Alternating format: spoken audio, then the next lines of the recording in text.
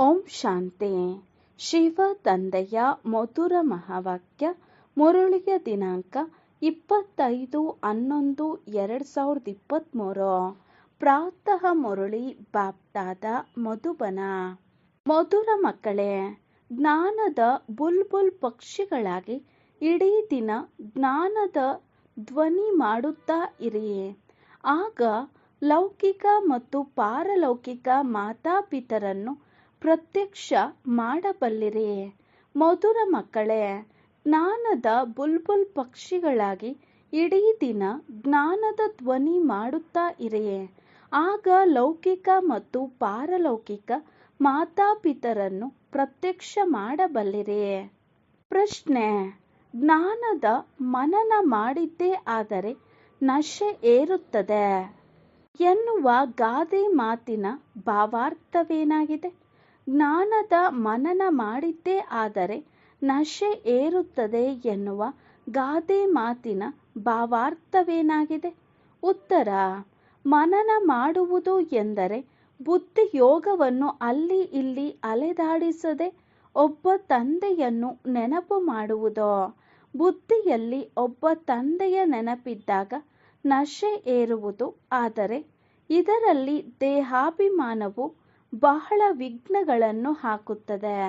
ಸ್ವಲ್ಪ ಕಾಯಿಲೆ ಬಂದರೂ ಸಹ ಬೇಸರವಾಗಿ ಬಿಡುತ್ತಾರೆ. ಮಿತ್ರ ಸಂಬಂಧಿಗಳು ನೆನಪಿಗೆ ಬರುತ್ತಾರೆ. ಆದ್ದರಿಂದ ನಶೆ ಏರುವುದಿಲ್ಲ. ಯೋಗದಲ್ಲಿದ್ದರೆ ನೋವು ಸಹ ಕಡಿಮೆಯಾಗಿ ಬಿಡುತ್ತದೆ. ಗೀತೆ: ನೀನು ರಾತ್ರಿಯಲ್ಲಿ ನಿದ್ರೆಯೆಲ್ಲ ಮಾಡಿ ಕಳೆದೆ, ಹಗಲಲ್ಲಿ ತಿನ್ನುತ್ತಾ ಕಳೆದೆ. ಓಂ ಶಾಂತಿ. ಇವೆಲ್ಲ ಮಾತುಗಳು ಶಾಸ್ತ್ರಗಳಲ್ಲಿಯೂ ಬರೆಯಲ್ಪಟ್ಟಿದೆ. ಒಬ್ಬರು ಇನ್ನೊಬ್ಬರಿಗೆ ತಿಳಿಸಿಯೂ ಕೊಡುತ್ತಾರೆ. ಗುರುಗಳು ಅನೇಕ ಪ್ರಕಾರದ ಮತಗಳನ್ನು ಕೊಡುತ್ತಾರೆ. ಬಹಳ ಒಳ್ಳೊಳ್ಳೆಯ ಭಕ್ತರು ಕುಟೀರದಲ್ಲಿ ಕುಳಿತು ಗೋಮುಖ ವಸ್ತ್ರದಲ್ಲಿ ಕೈಯನ್ನು ಹಾಕಿ ಮಾಲೆಯನ್ನು ಜಪಿಸುತ್ತಾರೆ. ಇದೂ ಸಹ ಕಲಿಸಿರುವ ಒಂದು ರೀತಿಯಾಗಿ ಫ್ಯಾಷನ್ ಆಗಿದೆ. ಆದರೆ ಈಗ ತಂದೆಯು ತಿಳಿಸುತ್ತಾರೆ, ಮಕ್ಕಳೇ, ಇದೆಲ್ಲವನ್ನು ಬಿಡಿ. ಆತ್ಮವಂತೂ ತಂದೆಯ ಸ್ಮರಣೆ ಮಾಡಬೇಕಾಗಿದೆ. ಇದರಲ್ಲಿ ಮಾಲೆಯನ್ನು ಜಪಿಸುವ ಮಾತಿಲ್ಲ. ಶಿವಾಯ ನಮಃ ಗೀತೆಯು ಎಲ್ಲದಕ್ಕಿಂತ ಚೆನ್ನಾಗಿದೆ. ಇದರಲ್ಲಿಯೂ ತಿಳಿಸಲಾಗುತ್ತದೆ, ನೀವು ತಾಯಿ ತಂದೆ ಭಗವಂತನನ್ನು ರಚಯಿತ ತಂದೆ ಎಂದು ಹೇಳುತ್ತಾರೆ. ಈಗ ರಚಯಿತ ಎಂದು ಹೇಳುತ್ತಾರೆಂದರೆ ಅವರು ರಚನೆ ಮಾಡುತ್ತಾರೆಯೇ? ಅವಶ್ಯಕವಾಗಿ ಹೊಸ ಪ್ರಪಂಚವನ್ನೇ ರಚಿಸುತ್ತಾರೆ ಎಂಬ ಮಾತನ್ನಂತೂ ಎಲ್ಲರೂ ತಿಳಿದುಕೊಳ್ಳುತ್ತಾರೆ. ನೀವು ಮಾತಾಪಿತಾ ನಾನು ನಿಮ್ಮ ಬಾಲಕ ಎಂದು ಹಾಡುತ್ತಾರೆ ಅಂದ ಮೇಲೆ ಮೊದಲನೆಯದಾಗಿ ಈಶ್ವರನು ಎಲ್ಲರ ತಂದೆಯಾದರು. ತಂದೆ ಇರುವರೆಂದರೆ ತಾಯಿಯೂ ಅವಶ್ಯಕವಾಗಿ ಬೇಕು. ತಾಯಿ ಇಲ್ಲದೆ ರಚಿಸಲು ಸಾಧ್ಯವಿಲ್ಲ. ಹೇಗೆ ರಚನೆ ಮಾಡುತ್ತಾರೆ ಎಂಬ ಮಾತನ್ನು ಯಾರೂ ತಿಳಿದುಕೊಂಡಿಲ್ಲ. ಎರಡನೆಯದಾಗಿ ಪರಸ್ಪರ ಎಲ್ಲರೂ ಸಹೋದರ ಸಹೋದರಿಯರಾದಿರಿ ಅಂದ ಮೇಲೆ ಮತ್ತೆ ವಿಕಾರದ ದೃಷ್ಟಿ ಇರಲು ಸಾಧ್ಯವಿಲ್ಲ. ಏಕೆಂದರೆ ಒಬ್ಬರೇ ಮಾತಾಪಿತರಾಗಿದ್ದಾರಲ್ಲವೇ? ಅಂದಾಗ ಈ ಅಂಶಗಳು ತಿಳಿಯಲು ಮತ್ತು ತಿಳಿಸಿಕೊಡಲು ಬಹಳ ಚೆನ್ನಾಗಿವೆ. ಮೂರನೆಯದಾಗಿ ಅವಶ್ಯಕವಾಗಿ ತಂದೆಯೇ ಸೃಷ್ಟಿಯನ್ನು ರಚಿಸಿರಬೇಕು. ನಾವು ಬಾಲಕರಾಗಿದ್ದೆವು, ಈಗ ಪುನಃ ಆಗಿದ್ದೇವೆ. 84 ಜನ್ಮಗಳು ಪೂರ್ಣವಾದ ನಂತರ ಮತ್ತೆ ಈಗ ಮಾತಾಪಿತರಾಗಿದ್ದೇವೆ. ಯಾವುದು ಭಕ್ತಿ ಮಾರ್ಗದಲ್ಲಿ ಗಾಯನ ನಡೆಯುತ್ತದೆ, ಮಾತಾಪಿತರು ಸೃಷ್ಟಿಯನ್ನು ರಚಿಸುತ್ತಾರೆ. ನಾವು ಅವರ ಬಾಲಕರಾಗುತ್ತೇವೆಂದರೆ ಅವಶ್ಯಕವಾಗಿ ಅಪಾರ ಸುಖವನ್ನು ನೀಡುತ್ತಾರೆ. ಪರಮಾತ್ಮನು ಮಾತಾಪಿತರೂ ಆಗುತ್ತಾರೆ, ಶಿಕ್ಷಕ ಸದ್ಗುರುವೂ ಆಗಿದ್ದಾರೆ ಎಂಬ ಮಾತನ್ನು ಯಾರೂ ತಿಳಿದುಕೊಂಡಿಲ್ಲ. ನಾವು ಬ್ರಹ್ಮನ ಸಂತಾನರೆಂದ ಮೇಲೆ ಪರಸ್ಪರ ಸಹೋದರ ಸಹೋದರಿಯರಾದೆವು. ಬ್ರಹ್ಮ ಕುಮಾರ ಕುಮಾರಿಯರೆಂದು ಕರೆಸಿಕೊಳ್ಳುತ್ತೇವೆ. ಅವರನ್ನು ರಚಿಸುವವರು ಅವರಾಗಿದ್ದಾರೆ. ಅಪಾರ ಸುಖವನ್ನು ಪಡೆಯುವುದಕ್ಕೋಸ್ಕರ ಮಾತಾಪಿತರಿಂದ ರಾಜಯೋಗವನ್ನು ಕಲಿಸುತ್ತಿದ್ದೇವೆ. ಯಾವಾಗ ನಾವು ದುಃಖದಲ್ಲಿ ಇರುತ್ತೇವೆಯೋ ಆಗಲೇ ಅಪಾರ ಸುಖವು ಸಿಗುತ್ತದೆ. ಆದರೆ ಭವಿಷ್ಯದ ಸುಖದಲ್ಲಿ ಬಂದು ತಂದೆಯು ಶಿಕ್ಷಣ ನೀಡುತ್ತಾರೆಂದಲ್ಲ. ಯಾವಾಗ ನಾವು ದುಃಖದಲ್ಲಿ ಇರುತ್ತೇವೆಯೋ ಆಗಲೇ ಸುಖದಲ್ಲಿ ಹೋಗುವ ಶಿಕ್ಷಣ ಸಿಗುತ್ತದೆ. ಆ ಮಾತಾಪಿತರೇ ಬಂದು ಸುಖ ಕೊಡುತ್ತಾರೆ. ಆಡಮ್ ಮತ್ತು ಈವ್ ಪ್ರಸಿದ್ಧರಾಗಿದ್ದಾರೆ. ಅವರೂ ಸಹ ಅವಶ್ಯಕವಾಗಿ ಪರಮಾತ್ಮನ ಸಂತಾನರಾದರು. ಅಂದ ಮೇಲೆ ಮತ್ತೆ ಪರಮಾತ್ಮ ಯಾರು? ಮಕ್ಕಳು ಇದನ್ನಂತೂ ತಿಳಿದುಕೊಂಡಿದ್ದೀರಿ. ತಂದೆಯು ಯಾವ ಜ್ಞಾನವನ್ನು ತಿಳಿಸುತ್ತಾರೆಯೋ ಅದು ಎಲ್ಲ ಧರ್ಮದವರಿಗಾಗಿಯೂ ಇದೆ. ಇಡೀ ಪ್ರಪಂಚದವರ ಬುದ್ಧಿಯೋಗವು ಆ ತಂದೆಯಿಂದ ದೂರವಾಗಿದೆ. ಮಾಯಾಭೂತವು ಬುದ್ಧಿಯೋಗವನ್ನು ಜೋಡಿಸಲು ಬಿಡುವುದಿಲ್ಲ. ಅದಕ್ಕೆ ಬದಲಾಗಿ ಇನ್ನೂ ಬುದ್ಧಿಯೋಗವನ್ನು ಕತ್ತರಿಸಿ ಬಿಡುತ್ತದೆ. ಆದ್ದರಿಂದ ತಂದೆಯು ಬಂದು ಭೂತದ ಮೇಲೆ ವಿಜಯ ಪ್ರಾಪ್ತಿ ಮಾಡಿಸುತ್ತದೆ. ಇತ್ತೀಚಿನ ಪ್ರಪಂಚದಲ್ಲಿ ರಿದ್ಧಿ ಸಿದ್ಧಿಯವರು ಅನೇಕರಿದ್ದಾರೆ. ಇದು ಭೂತಗಳ ಪ್ರಪಂಚವಾಗಿದೆ. ಕಾಮವಿಕಾರ ರೂಪಿ ಭೂತವು ಒಬ್ಬರಲ್ಲ ಒಬ್ಬರಿಗೆ ಆದಿ ಮಧ್ಯ ಅಂತ್ಯ ದುಃಖವನ್ನು ಕೊಡುತ್ತದೆ. ಒಬ್ಬರು ಇನ್ನೊಬ್ಬರಿಗೆ ದುಃಖ ಕೊಡುವುದು ಭೂತದ ಕೆಲಸವಾಗಿದೆ. ಆದರೆ ಸತ್ಯಯುಗದಲ್ಲಿ ಭೂತಗಳು ಇರುವುದಿಲ್ಲ. ಅದೇ ಈ ಭೂತದ ಹೆಸರು ಬೈಬಲ್ನಲ್ಲಿದೆ. ರಾವಣನೆಂದರೆ ಭೂತ. ಇದಂತೂ ಭೂತದ ರಾಜ್ಯವಾಗಿದೆ. ಸತ್ಯಯುಗ ರಾಮರಾಜ್ಯದಲ್ಲಿ ಭೂತವಿರುವುದಿಲ್ಲ. ಅಲ್ಲಿ ಅಪಾರ ಸುಖವಿರುತ್ತದೆ. ಓಂ ನಮಃ ಶಿವಾಯ ಗೀತೆಯು ಬಹಳ ಚೆನ್ನಾಗಿದೆ. ಶಿವನು ಮಾತಾಪಿತನಾಗಿದ್ದಾರೆ. ಬ್ರಹ್ಮ ವಿಷ್ಣು ಶಂಕರನಿಗೆ ಮಾತಾಪಿತರೆಂದು ಹೇಳುವುದಿಲ್ಲ. ಶಿವನಿಗೆ ತಂದೆ ಎಂದು ಹೇಳುತ್ತಾರೆ. ಆಡಮ್ ಈವ್ ಅರ್ಥಾತ್ ಬ್ರಹ್ಮ ಸರಸ್ವತಿ ಇಲ್ಲಿಯೇ ಆಗಿದ್ದಾರೆ. ಅಲ್ಲಿ ಕ್ರಿಶ್ಚಿಯನ್ನರು ಪರಮಪಿತ ಪರಮಾತ್ಮನೊಂದಿಗೆ ಪ್ರಾರ್ಥನೆ ಮಾಡುತ್ತಾರೆ. ಈ ಭಾರತವು ಮಾತಾಪಿತರ ಹಳ್ಳಿಯಾಗಿದೆ. ಅವರ ಜನ್ಮವು ಇಲ್ಲಿಯೇ ಆಗಿದೆ. ಆದ್ದರಿಂದ ತಿಳಿಸಬೇಕೋ? ನೀವು ಮಾತಾಪಿತ ಎಂದು ಹಾಡುತ್ತೀರೆಂದರೆ ಪರಸ್ಪರ ಸಹೋದರ ಸಹೋದರಿಯರಾದಿರಲ್ಲವೇ? ಪ್ರಜಾಪಿತ ಬ್ರಹ್ಮನ ಮೂಲಕ ರಚನೆಯನ್ನು ರಚಿಸುತ್ತಾರೆ, ದತ್ತು ಮಾಡಿಕೊಳ್ಳುತ್ತಾರೆ. ಸರಸ್ವತಿಯೂ ಸಹ ದತ್ತು ಮಗು ಆಗಿದ್ದಾರೆ. ಪ್ರಜಾಪಿತ ಬ್ರಹ್ಮ ದತ್ತು ಮಾಡಿಕೊಂಡಿದ್ದಾರೆ. ಆದ್ದರಿಂದಲೇ ಇಷ್ಟೆಲ್ಲ ಬ್ರಹ್ಮ ಕುಮಾರ ಕುಮಾರಿಯರಾಗಿದ್ದೀರಲ್ಲವೇ? ಶಿವ ತಂದೆಯು ಮಕ್ಕಳನ್ನು ದತ್ತು ಮಾಡಿಕೊಳ್ಳುತ್ತಾ ಹೋಗುತ್ತಾರೆ.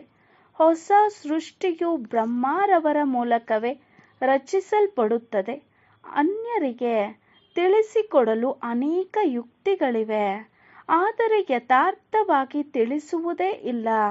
ಈ ಶಿವಾಯ ನಮಃ ಗೀತೆಯನ್ನು ಅಲ್ಲಿ ಇಲ್ಲಿ ಎಲ್ಲ ಕಡೆ ಹಾಕಿ ಎಂದು ತಂದೆಯು ಅನೇಕ ಬಾರಿ ತಿಳಿಸಿದ್ದಾರೆ. ಮಾತಾಪಿತರಿಗೆ ನಾವು ಬಾಲಕರು ಹೇಗೆ ಎಂಬುದನ್ನು ನಾವು ತಿಳಿಸುತ್ತೇವೆ. ಬ್ರಹ್ಮರವರ ಮೂಲಕ ಹೊಸ ಸೃಷ್ಟಿಯ ಸ್ಥಾಪನೆ ಮಾಡಿದ್ದರು. ಈಗ ಕಲಿಯುಗದ ಅಂತ್ಯವಾಗಿದೆ. ಈಗ ಸತ್ಯಯುಗದ ಸ್ಥಾಪನೆ ಮಾಡುತ್ತಿದ್ದಾರೆ. ಇದನ್ನು ಬುದ್ಧಿಯಲ್ಲಿ ಧಾರಣೆ ಮಾಡಿಕೊಳ್ಳಬೇಕು. ಈ ಜ್ಞಾನವು ಬಹಳ ಸಹಜವಾಗಿದೆ. ಆದರೆ ಮಾಯೆಯ ಬಿರುಗಾಳಿಗಳು ಜ್ಞಾನ ಯೋಗದಲ್ಲಿ ನಿಲ್ಲಲು ಬಿಡುವುದಿಲ್ಲ. ಬುದ್ಧಿಯು ಚಂಚಲವಾಗಿ ಬಿಡುತ್ತದೆ. ಯಾವಾಗಲೂ ಇದನ್ನು ತಿಳಿಸಬೇಕು. ಭಗವಂತ ರಚಯಿತನಂತೂ ಎಲ್ಲರಿಗೂ ಒಬ್ಬರೇ ಆಗಿದ್ದಾರೆ. ಅವರಂತೂ ಎಲ್ಲರೂ ತಂದೆ ಎಂದು ಹೇಳುತ್ತಾರೆಂದಲ್ಲವೇ? ಆ ನಿರಾಕಾರನು ಜನನ ಮರಣರಹಿತರಾಗಿದ್ದಾರೆ. ಬ್ರಹ್ಮ ವಿಷ್ಣು ಶಂಕರನಿಗೂ ಸಹ ಸೂಕ್ಷ್ಮ ಶರೀರಗಳಿವೆ. ಮನುಷ್ಯರು 84 ಜನ್ಮಗಳನ್ನು ಇಲ್ಲಿಯೇ ತೆಗೆದುಕೊಳ್ಳುತ್ತಾರೆ, ಸೂಕ್ಷ್ಮ ವತನದಲ್ಲಿ ಅಲ್ಲ. ನಿಮಗೆ ಗೊತ್ತಿದೆ, ನಾವು ಮಾತಾಪಿತರ ಬಾಲಕರಾಗಿದ್ದೇವೆ. ನಾವು ಹೊಸ ಮಕ್ಕಳಾಗಿದ್ದೇವೆ. ತಂದೆಯು ನಮ್ಮನ್ನು ದತ್ತು ಮಾಡಿಕೊಂಡಿದ್ದಾರೆ. ಯಾವಾಗ ಪ್ರಜಾಪಿತ ಬ್ರಹ್ಮ ಇರುವರೆಂದ ಮೇಲೆ ಎಷ್ಟು ಪ್ರಜೆಗಳು ಇರಬಹುದು? ಅವಶ್ಯಕವಾಗಿ ಇಷ್ಟೊಂದು ಮಕ್ಕಳಿದ್ದಾರೆ ಎಂದರೆ ಇವರೆಲ್ಲರನ್ನು ದತ್ತು ಮಾಡಿಕೊಂಡಿರಬೇಕು.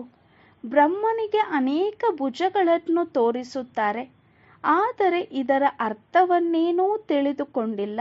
ಯಾವುದೆಲ್ಲವೂ ಚಿತ್ರಗಳು ಹೊರಬಂದಿವೆಯೋ ಅಥವಾ ಶಾಸ್ತ್ರಗಳು ರಚಿಸಲ್ಪಟ್ಟಿವೆಯೋ ಇವೆಲ್ಲವೂ ಡ್ರಾಮಾದ ಮೇಲೆ ಆಧಾರವನ್ನು ಇಟ್ಟುಕೊಳ್ಳಬೇಕಾಗುತ್ತದೆ.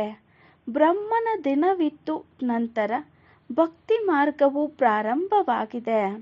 ಅದೇ ನಡೆದು ಬರುತ್ತಿದೆ. ಈ ರಾಜಯೋಗವನ್ನು ತಂದೆಯೇ ಬಂದು ಕಲಿಸುತ್ತಾರೆ. ಇದು ಸ್ಮೃತಿಯಲ್ಲಿರಬೇಕು.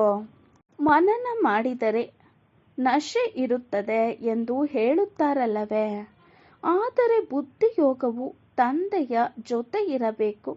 ಇಲ್ಲಂತೂ ಅನೇಕ ಮಕ್ಕಳ ಬುದ್ಧಿಯೋಗವು ಅಲೆದಾಡುತ್ತಿರುತ್ತದೆ. ಹಳೆಯ ಪ್ರಪಂಚದ ಮಿತ್ರ ಸಂಬಂಧಿಗಳು ಮುಂತಾದವರ ಕಡೆ ಇಲ್ಲವೇ ದೇಹಾಭಿಮಾನದಲ್ಲಿ ಸಿಕ್ಕಿಕೊಂಡಿರುತ್ತಾರೆ. ಸ್ವಲ್ಪ ಕಾಯಿಲೆಯಾದರೂ ಸಹ ಬೇಸರವಾಗಿ ಬಿಡುತ್ತಾರೆ. ಯೋಗದಲ್ಲಿದ್ದರೆ ನೋವು ಸಹ ಕಡಿಮೆಯಾಗುವುದು. ಯೋಗ ಮಾಡದಿದ್ದರೆ ಕಾಯಿಲೆ ಮೊದಲಾದವುಗಳಿಂದ ಹೇಗೆ ಬಿಡುಗಡೆಯಾಗುತ್ತೀರಿ? ವಿಚಾರ ಮಾಡಬೇಕು. ಮಾತಾಪಿತಾ ಯಾರು ನಂಬರ್ 1 ಪಾವನರಾಗುತ್ತಾರೆಯೋ ಅವರೇ ಮೊದಲು ಎಲ್ಲರಿಗಿಂತ ಹೆಚ್ಚಾಗಿ ಕೆಳಗಿಳಿಯುತ್ತಾರೆ. ಅವರಂತೂ ಹೆಚ್ಚಿನ ಕರ್ಮಭೋಗವನ್ನು ಭೋಗಿಸಬೇಕಾಗುತ್ತದೆ. ಆದರೆ ಯೋಗದಲ್ಲಿರುವ ಕಾರಣ ಕಾಯಿಲೆಯು ದೂರವಾಗುತ್ತಾ ಹೋಗುತ್ತದೆ. ಇಲ್ಲವೆಂದರೆ ಇವರು ಎಲ್ಲರಿಗಿಂತ ಹೆಚ್ಚಿನ ನೋವನ್ನು ಅನುಭವಿಸಬೇಕಾಗುತ್ತಿತ್ತು. ಆದರೆ ಯೋಗ ಬಲದಿಂದ ದುಃಖವು ದೂರವಾಗುತ್ತದೆ ಮತ್ತು ತಂದೆಯಿಂದ ಸ್ವರ್ಗದ ಅಪಾರ ಸುಖವನ್ನು ಪಡೆಯುತ್ತೇವೆ ಎನ್ನುವ ಅಪಾರ ಖುಷಿಯಲ್ಲಿ ಇರುತ್ತಾರೆ. ಅನೇಕ ಮಕ್ಕಳು ತಮ್ಮನ್ನು ಆತ್ಮನೆಂದು ತಿಳಿಯುವುದೇ ಇಲ್ಲ. ಇಡೀ ದಿನ ದೇಹದ ಕಡೆಗೆ ಗಮನವಿರುತ್ತದೆ.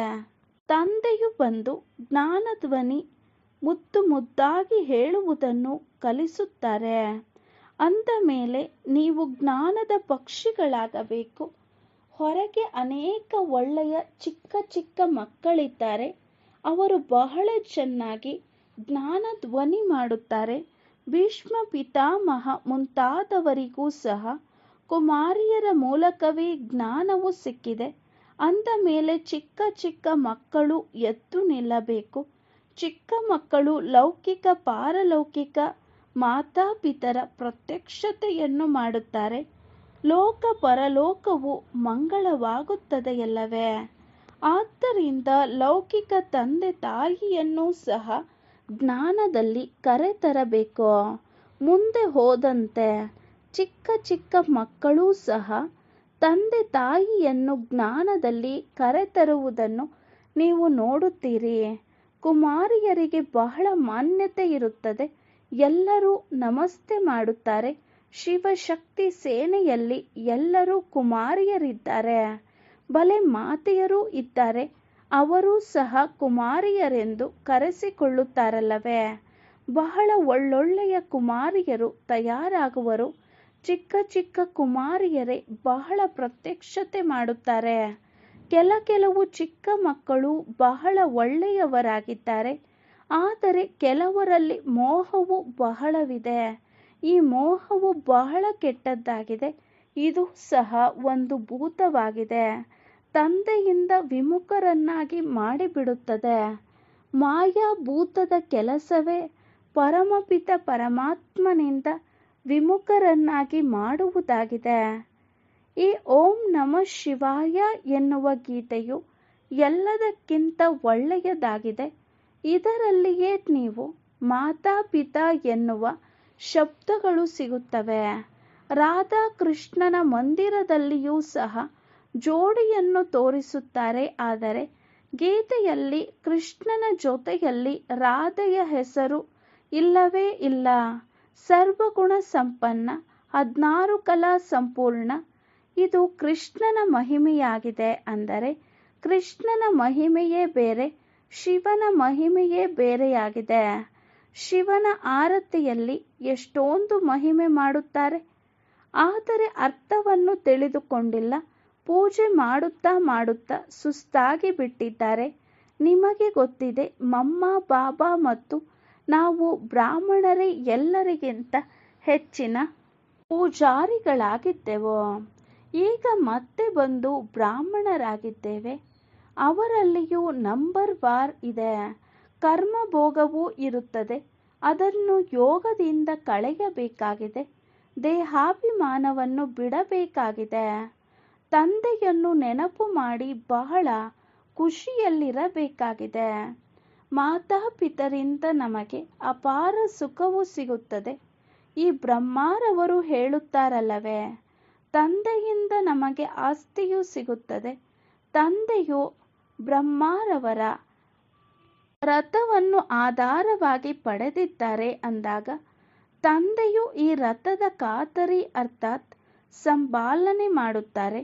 ಆದರೆ ಮೊದಲು ನಾನಾತ್ಮನು ಈ ರಥಕ್ಕೆ ತಿನ್ನಿಸುತ್ತೇನೆ ಎಂದು ತಿಳಿಯುತ್ತಿದ್ದರು. ಆದರೆ ಈ ರಥಕ್ಕೆ ತಿನ್ನಿಸುವವರು ಆ ತಂದೆಯೇ ಆಗಿದ್ದಾರೆ. ಅವರೇ ಈ ರಥದ ಸಂಪಾಲನೆ ಮಾಡಬೇಕು ಎಂದು ಹೇಳುತ್ತಾರೆ. ಸಾಹೇಬರು ಕುದುರೆಯ ಮೇಲೇರುತ್ತಾರೆಂದರೆ ಕುದುರೆಗೆ ತಮ್ಮ ಕೈಯಿಂದ ತಿನ್ನಿಸುತ್ತಾರೆ. ಕೆಲವೊಮ್ಮೆ ಬೆನ್ನಿನ ಮೇಲೆ ಕೈಯಿಂದ ನೇವರಿಸುತ್ತಾರೆ. ಬಹಳ ಉಪಚಾರ ಮಾಡುತ್ತಾರೆ, ಏಕೆಂದರೆ ಅದರ ಮೇಲೆ ಸವಾರಿ ಮಾಡುತ್ತಾರಲ್ಲವೇ. ಅಂದ ಮೇಲೆ ಬ್ರಹ್ಮ ತಂದೆಯ ಮೇಲೆ ಸವಾರಿ ಮಾಡುತ್ತಾರೆಂದರೆ ಆ ತಂದೆಯು ಇವರ ಉಪಚಾರ ಮಾಡುವುದಿಲ್ಲವೇನು?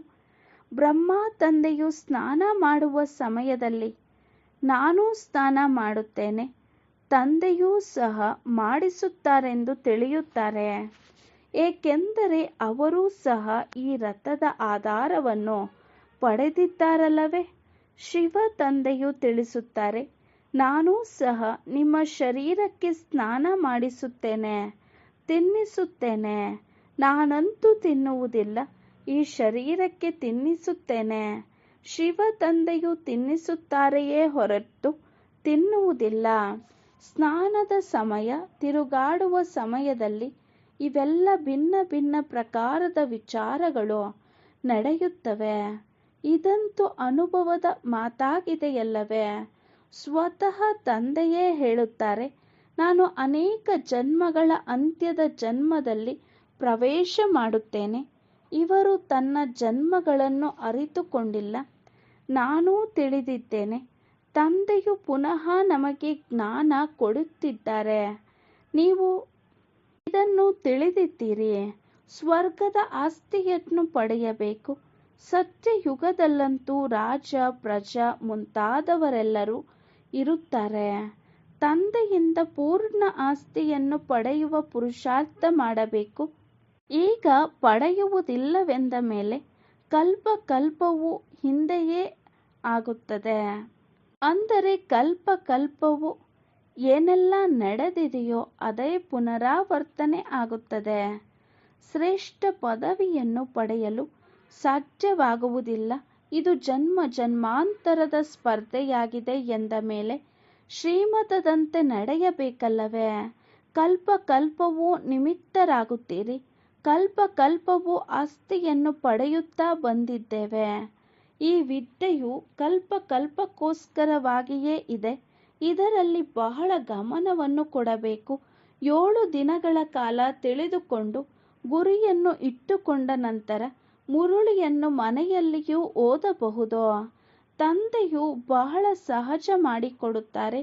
ಅಂದಾಗ ನಾಟಕವು ಬುದ್ಧಿಯಲ್ಲಿರಬೇಕಲ್ಲವೇ. ಇದಕ್ಕೆ ಪ್ರಪಂಚದ ವಿಶ್ವವಿದ್ಯಾಲಯವೆಂದು ಹೇಳಲಾಗುತ್ತದೆ. ಅಂದಾಗ ಎಲ್ಲಿಯಾದರೂ ಅಮೆರಿಕ ಮುಂತಾದ ಕಡೆ ಹೋದರೂ ಸಹ ತಂದೆಯಿಂದ ಆಸ್ತಿಯನ್ನು ಪಡೆಯಬಹುದು. ಆದರೆ ಕೇವಲ 1 ವಾರ ಧಾರಣೆ ಮಾಡಿ ಹೋಗಿ. ಭಗವಂತನ ಮಕ್ಕಳಾಗಿದ್ದೀರೆಂದ ಮೇಲೆ ಸಹೋದರ ಸಹೋದರಿಯರು ಆದಿರಲ್ಲವೇ. ಪ್ರಜಾಪಿತ ಬ್ರಹ್ಮನ ಮಕ್ಕಳು ಎಲ್ಲರೂ ಸಹ ಪರಸ್ಪರ ಸಹೋದರ ಸಹೋದರಿಯರು ಆದಿರಿ. ಅವಶ್ಯಕವಾಗಿ ಗೃಹಸ್ಥ ವ್ಯವಹಾರದಲ್ಲಿ ಇರುತ್ತಾ ಪರಸ್ಪರ ಸಹೋದರ ಸಹೋದರಿಯರು ಆಗಿರುತ್ತೀರೆಂದರೆ ಪವಿತ್ರವಾಗಿರಲು ಸಾಧ್ಯವಾಗುತ್ತದೆ. ಬಹಳ ಸಹಜವೂ ಆಗಿದೆ. ಒಳ್ಳೆಯದು. ಮಧುರಾತಿ ಮಧುರ ಅಗಲಿ ಹೋಗಿ ಮರಳಿ ಸಿಕ್ಕಿದ ಮಕ್ಕಳ ಪ್ರತಿ ಮಾತಾಪಿತಾ ಬಾಪ್ದಾದಾರವರ ನೆನಪು, ಪ್ರೀತಿ ಹಾಗೂ ಸುಪ್ರಭಾತ. ಆತ್ಮಿಕ ಮಕ್ಕಳಿಗೆ ಆತ್ಮಿಕ ತಂದೆಯ ನಮಸ್ತೆ. ನಾವು ಆತ್ಮಿಕ ಮಕ್ಕಳ ಆತ್ಮಿಕ ತಂದೆಗೆ ನಮಸ್ತೆ ನಮಸ್ತೆ ನಮಸ್ತೆ. ಧಾರಣೆಗಾಗಿ ಮುಖ್ಯ ಸಾರ. ಫಸ್ಟ್ ಪಾಯಿಂಟ್, ಸ್ವಯಂವನ್ನು ಮಾಯಾಭೂತದಿಂದ ರಕ್ಷಿಸಿಕೊಳ್ಳಲು ಜ್ಞಾನ ಯೋಗದಲ್ಲಿ ತತ್ಪರರಾಗಿರಬೇಕು. ಮೋಹರೂಪಿ ಭೂತದ ತ್ಯಾಗ ಮಾಡಿ ತಂದೆಯ ಪ್ರತ್ಯಕ್ಷತೆಯನ್ನು ಮಾಡಬೇಕು. ಜ್ಞಾನದ ಧ್ವನಿ ಮಾಡಬೇಕು. ಸೆಕೆಂಡ್ ಪಾಯಿಂಟ್, ವಿದ್ಯೆಯ ಮೇಲೆ ಪೂರ್ಣ ಗಮನ ನೀಡಿ ತಂದೆಯಿಂದ ಆಸ್ತಿಯನ್ನು ಪಡೆಯಬೇಕು. ಕಲ್ಪದ ಈ ಸ್ಪರ್ಧೆಯನ್ನು ಯಾವುದೇ ಪರಿಸ್ಥಿತಿಯಲ್ಲೂ ಕಳೆದುಕೊಳ್ಳಬಾರದು. ವರದಾನ: ಸಮಯ ಪ್ರಮಾಣ ರೂಪ ಬಸಂತ್ ಅರ್ಥಾತ್ ಜ್ಞಾನಿ ಹಾಗೂ ಯೋಗಿ ಆತ್ಮರಾಗುವಂತಹ ಸ್ವಶಾಸಕ ಭವ. ಸಮಯ ಪ್ರಮಾಣ ರೂಪ ಬಸಂತ ಅರ್ಥಾತ್ ಜ್ಞಾನಿ ಹಾಗೂ ಯೋಗಿ ಆತ್ಮರಾಗುವಂತಹ ಸ್ವಶಾಸಕರು ಆಗಿಯೇ. ಯಾರು ಸ್ವಶಾಸಕರಾಗಿದ್ದಾರೆ ಅವರು ಯಾವ ಸಮಯದಲ್ಲಿ ಬೇಕೋ ಅಲ್ಲಿ ರೂಪ ಆಗಬಹುದು ಮತ್ತು ಯಾವ ಸಮಯ ಬೇಕೋ ಅಲ್ಲಿ ಬಸಂತರಾಗಿ ಬಿಡುತ್ತಾರೆ. ಎರಡೂ ಸ್ಥಿತಿ ಸೆಕೆಂಡ್ನಲ್ಲಿ ಆಗಿಬಿಡುವರು. ಹೀಗಲ್ಲ, ಆಗಲು ಇಚ್ಛಿಸುವಿರಿ. ರೂಪ ಮತ್ತು ನೆನಪಿಗೆ ಬರುತ್ತಿರುತ್ತದೆ ಜ್ಞಾನದ ಮಾತುಗಳು. ಸೆಕೆಂಡ್ಗಿಂತಲೂ ಕಡಿಮೆ ಸಮಯದಲ್ಲಿ ಫುಲ್ ಸ್ಟಾಪ್ ಬಿದ್ದು ಬಿಡಬೇಕು. ಶಕ್ತಿಶಾಲಿ ಬ್ರೇಕ್ನ ಕೆಲಸವಾಗಿದೆ. ಎಲ್ಲಿ ಬಯಸುವಿರೋ ಅಲ್ಲಿ ಬೀಳಬೇಕು. ಇದಕ್ಕಾಗಿ ಅಭ್ಯಾಸ ಮಾಡಿ. ಯಾವ ಸಮಯದಲ್ಲಿ ಯಾವ ವಿಧಿಯಿಂದ ಎಲ್ಲಿ ಮನಸ್ಸು ಬುದ್ಧಿಯನ್ನು ಇಡಲು ಇಚ್ಛಿಸುವಿರೋ ಅಲ್ಲಿ ಇಡಬೇಕು. ಈ ರೀತಿಯ ಕಂಟ್ರೋಲಿಂಗ್ ಹಾಗೂ ರೂಲಿಂಗ್ ಪವರ್ ಇರಬೇಕು. ಈ ರೀತಿ ನಿಯಂತ್ರಣ ಮತ್ತು ಆಡಳಿತ ಶಕ್ತಿ ಇರಬೇಕು. ಸ್ಲೋಗನ್: ಶಾಂತಿದೂತ ಅವರೇ ಆಗಿದ್ದಾರೆ. ಯಾರು ಬಿರುಗಾಳಿ ಎಬ್ಬಿಸುವವರಿಗೂ ಸಹ ಶಾಂತಿಯ ಉಡುಗೊರೆ ಕೊಡುವವರೋ ಶಾಂತಿದೂತ ಅವರೇ ಆಗಿದ್ದಾರೆ. ಯಾರು ಬಿರುಗಾಳಿ ಎಬ್ಬಿಸುವವರಿಗೂ ಸಹ ಶಾಂತಿಯ ಉಡುಗೊರೆ ಕೊಡುವವರೋ. ಮಾತೇಶ್ವರಿಜಿಯವರ ಮಹಾವಾಕ್ಯ: ಮನುಷ್ಯಾತ್ಮರು ಪರಮಾತ್ಮನಿಂದ ಬೇಡುವುದು ಮತ್ತು ಪ್ರಾಪ್ತಿ. ಮನುಷ್ಯಾತ್ಮರು ಪರಮಾತ್ಮನಿಂದ ಬೇಡುವುದು ಮತ್ತು ಪ್ರಾಪ್ತಿ. ನೀನೇ ತಾಯಿ ತಂದೆ, ನಾವು ನಿಮ್ಮ ಬಾಲಕರು. ನಿಮ್ಮ ಕೃಪೆಯಿಂದ ಸುಖ ಅಪಾರ. ಈಗ ಈ ಮಹಿಮೆ ಯಾರಿಗಾಗಿ ಗಾಯನ ಮಾಡಲಾಗಿದೆ? ಅವಶ್ಯಕವಾಗಿ ಪರಮಾತ್ಮನಿಗಾಗಿ ಗಾಯನವಾಗಿದೆ. ಏಕೆಂದರೆ ಪರಮಾತ್ಮ ಸ್ವಯಂ ಮಾತಾಪಿತರ ರೂಪದಲ್ಲಿ ಬಂದು ಈ ಸೃಷ್ಟಿಗೆ ಅಪಾರವಾದ ಸುಖವನ್ನು ಕೊಡುತ್ತಾರೆ. ಖಂಡಿತವಾಗಿಯೂ ಪರಮಾತ್ಮನು ಯಾವಾಗ ಸುಖದ ಸೃಷ್ಟಿ ಮಾಡಿದರೂ ಆಗಿನಿಂದಲೇ ಅವರಿಗೆ ಮಾತಾಪಿತಾ ಎಂದು ಕರೆಯುತ್ತಾರೆ. ಆದರೆ ಮನುಷ್ಯರಿಗೆ ಇದು ಗೊತ್ತೇ ಇಲ್ಲ ಸುಖ ಎಂದರೆ ಅದು ಏನಾಗಿದೆ ಎಂದು. ಯಾವಾಗ ಈ ಸೃಷ್ಟಿಯ ಮೇಲೆ ಅಪಾರ ಸುಖ ಇತ್ತು ಆಗ ಶಾಂತಿ ಇತ್ತು. ಆದರೆ ಈಗ ಆ ಸುಖವಿಲ್ಲ. ಈಗ ಮನುಷ್ಯನಿಗೆ ಈ ಇಚ್ಛೆ ಅವಶ್ಯಕವಾಗಿ ಹುಟ್ಟುವುದು. ಆ ಸುಖ ನಮಗೆ ಬೇಕು. ನಂತರ ಕೆಲವರು ಧನ ಪದಾರ್ಥ ಬೇಡುತ್ತಾರೆ, ಕೆಲವರು ಮಗುವನ್ನು ಬೇಡುತ್ತಾರೆ, ಕೆಲವರು ನಂತರ ಹೀಗೂ ಕೇಳುತ್ತಾರೆ, ನಾನು ಪತಿವ್ರತ ನಾರಿಯಾಗಬೇಕೆಂದು, ನಾನು ಪತಿವ್ರತ ನಾರಿಯಾಗಿ ಇರಬೇಕೆಂದು, ಸದಾ ಸುಹಾಗಿನಿಯಾಗಿ ಇರಬೇಕೆಂದು. ಇಚ್ಛೆಗಳಂತೂ ಸುಖ ಪಡೆಯುವುದೇ ಆಗಿರುವುದಲ್ಲವೇ? ಆದ್ದರಿಂದ ಪರಮಾತ್ಮ ಸಹ ಸ್ವಲ್ಪ ಸಮಯಕ್ಕಾಗಿ ಅವರ ಆಸೆಯನ್ನು ಅವಶ್ಯಕವಾಗಿ ಪೂರ್ಣ ಮಾಡುತ್ತಾರೆ. ಆದ್ದರಿಂದ ಸತ್ಯಯುಗದ ಸಮಯದಲ್ಲಿ ಯಾವಾಗ ಸೃಷ್ಟಿಯ ಮೇಲೆ ಸ್ವರ್ಗವಿರುತ್ತದೆ ಆಗ ಅಲ್ಲಿ ಸದಾ ಸುಖವಿರುವುದು. ಎಲ್ಲಿ ಸ್ತ್ರೀ ಎಂದು ವಿಧವೆಯಾಗುವುದಿಲ್ಲ ಆಗ ಅವರ ಆಸೆ ಸತ್ಯಯುಗದಲ್ಲಿ ಪೂರ್ಣವಾಗುವುದು. ಎಲ್ಲಿ ಅಪಾರ ಸುಖವಿರುವುದೋ ಬಾಕಿಯಂತೂ ಈ ಸಮಯ ಕಲಿಯುಗವಾಗಿದೆ. ಈ ಸಮಯದಲ್ಲಿ ಮನುಷ್ಯರಿಗೆ ದುಃಖವೇ ದುಃಖವನ್ನು ಭೋಗಿಸಬೇಕಾಗುತ್ತದೆ. ಒಳ್ಳೆಯದು. ಓಂ ಶಾಂತಿ.